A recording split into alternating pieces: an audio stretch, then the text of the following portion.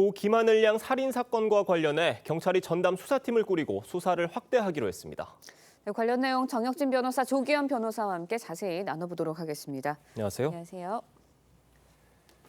이 하늘 양에 대한 부검 결과 흉기의 여러 부위가 손상돼 숨진 것으로 확인이 됐습니다. 하늘 양 아버지의 목소리 듣고 얘기 이어가겠습니다. 무조건 심신미약이라는 내용을 가지고 나올 것 같습니다. 어떻게 그게 계획 살인이 아닐 수가 있습니까? 강력한 처벌은 무조건 필요합니다. 강력한 처벌을 원하기 때문에 결심을 하게 됐습니다. 정혁진 변호사님, 앞으로 네네. 수사는 어떤 방향에 초점을 맞춰서 이루어지는 건가요? 글쎄 아주 끔찍하고 비극적 일이 발생을 한 거고 예. 이것은 이제 되돌릴 수도 없는 거 아니겠습니까? 그다음에 범행 자체는 누가 봐도 이제 명확한 거예요. 그렇기 때문에 지금 중요한 것은 동기가 무엇이냐, 이게 계획적으로 의도된 범죄이냐 아니면 우발적 범죄이냐, 이게 중요할 텐데 예. 특히 그 범행을 저지른 저 교사가 정신적으로 문제가 있다라고 알려지지 않았습니까? 예. 그러니까 조금 전에 그 하늘 양 아버지가 말씀하신 것처럼 내가 좀 문제가 있었고 그래서 심신이 미약했고 그랬기 때문에 우발적으로 범해진 그 범죄였다. 그러니까 형을 좀 감경해 달라. 이렇게 주장할 가능성이 굉장히 높아 보이고요. 그런데 과연 정말로 우발적 범죄였는가? 제가 기사를 봤더니 사전에 저 교사가 흉기를 구입했다고 그러지 않았습니까? 예. 그런 것들을 봤을 때 계획적 범죄일 수도 있는 것이 아닌가, 충분히 그럴 수도 있는 것이 아닌가, 그런 생각이 들기 때문에 그 범행의 동기 원인을 규명하는 것이 그것이 관건이 되겠다, 그런 생각 듭니다. 네, 가해 교사가 하늘 양을 이제 교내 시청각실로 유인한 걸 두고도 미리 범행 장소를 물색했을 가능성이 있다라는 점이 제기가 되고 있습니다. 근데 이것 또한 계획 범죄를 뒷받침할 증거가 될 수도 있는 건가요? 네, 그렇습니다. 그러니까 계획 범죄 여부는 범행 도구를 미리 준비했는지 여부에 대한 부분도 있고요. 범행 장소 물색행위가 있었는지도 보게 될 겁니다. 왜냐하면 이 계획 범죄는 본인이 목적하고 계획하고 있는 범죄를 실행을 완성시키기 위한 최선의 조건을 찾게 될 수밖에 예. 없기 때문에 그 대상지를 물색하는 행위를 했을 거고요. 근데 기사에 보니까 이 학교의 시청각실이 학교의 한 구석에 있고 예. 또 안막이 설치돼 있고 방음 장치가 설치돼 있다는 것을 이 교사는 알고 있었을 겁니다. 그러니까 계획한 범죄를 실행하고 실행 도중에 발각되지 않기 위한 장소로서 시청각실을 택할 가능성이 있기 때문에 이러한 부분이 미리 준비되고 장소로서 시청각실을 사전에 계획했는지에 대해서도 수사가 집중될 것으로 보입니다. 지금 이 가해 교사에게 정상 근무가 가능하다고 판단을 내린 이 진단서가 이 사건의 단초가 됐을 수 있다, 문제가 됐을 예. 수 있다라는 여러 가지 지적도 나오고 있는데 이 진단서를 써준 의사에 대해서도 조사가 이루어질 수 있는 건가요? 네, 일단 저 교사가 작년 12월에 질병 휴직 6개월을 했거든요. 그러니까 6개월 동안 내가 쉬어야 될 정도로 몸이 좋지 않다라고 해놓고 예. 불과 20일 만에 복직을 했어요. 그런데 휴직한 사람이 복직하는데 당연히 진단서가 필요하지 않았겠습니까? 그래가지고 진단서를 발부를 받았는데 네. 그때 진단서는 이 교사는 그 사이에 많이 호전이 됐기 때문에 정상적인 근무가 가능하다, 이렇게 되어 있대요.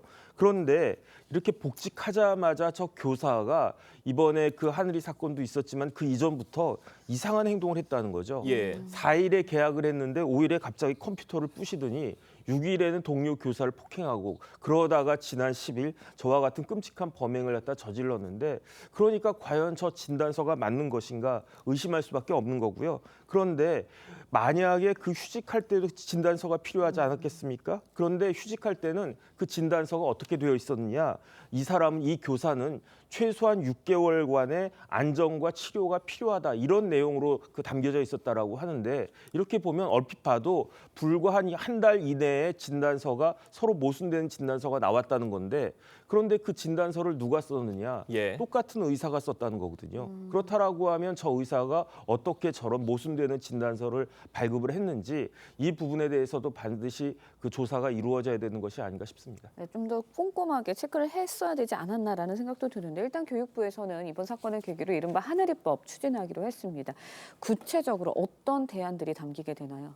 현행 교육공무원법 44조에는 그 신체상, 정신상의 어떤 장애가 있을 때 질병휴직을 청할 수가 있고요. 그런 경우에 교육공무원법 임용령에는 질병휴직위원회를 구성해서 자문을 얻어서 휴직을 결정할 수 있습니다. 그런데 이 조항은 교육공무원이 원할 때라는 단서가 있습니다. 그러니까 휴직을 의무나 어떤 예. 이 상황과 같은 어떤 위험상을 예방하기 위한 조치로서 취할 수 있는 게 아니라 공무원의 권리로서 보장하고 있는 겁니다. 그런데 정신적 장애가 있는 경우에 이번 사건과 같이 위험 요인을 학교에서 발생시킬 수 있기 때문에 이것을 강제하는 방식으로 교육공무원법을 이제 개정하기 위한 지금 이 준비를 하고 있는 거고요. 두 예. 번째는 이 돌봄 교실 이후에 아이가 혼자 귀가하는 상황이 발생하는데 이게 예. 현재는 학부모 동의가 있으면 가능하거든요. 이 부분에 대한 학교 차원의 보호 조치를 강화하는 것도 아마 정부 차원에서 대책을 고민하고 있는 것으로 알고 있습니다. 경북 구미에서도 정신질환을 앓는 중학교 교사가 살인을 저지른 사건이 뒤늦게 알려졌습니다. 어떤 일이 있었던 건가요? 글쎄요, 조금 납득하기 어려운 것 같은데 예. 작년 3월에 네. 구미의 30대 교사가 육아휴직을 냈대요.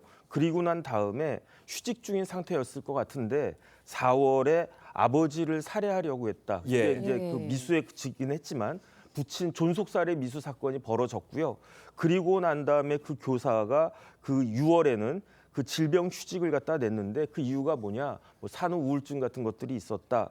그랬는데 아마 그 존속살해 미수였다고 하더라도 행위 자체가 그렇게까지 뭐 심각하진 않았는지 모르겠는데 아마 구속은 되지 않았던 상황이었던 것 같습니다. 그래서 그 불구속 기소가 이루어진 것은 작년 10월이었는데 그러다가 작년 12월에 자신의 아들, 불과 3살밖에 안 된 자신의 아들을 살해한 사건이 있었다. 이런 그 아주 충격적인 내용이 그 뒤늦게 밝혀졌는데 더 문제가 되는 건요.